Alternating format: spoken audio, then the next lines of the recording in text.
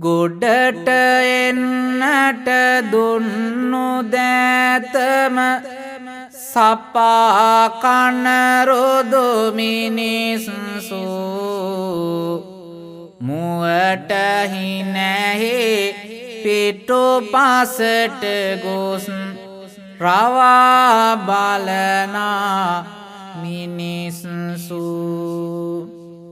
ලොවට අපගේ වැරදි කියමින් ළඟම දැවටුණු මිනිස්සු හමු නොවේවා මතු සසරේවත් අපට එවැනි මිනිස්සු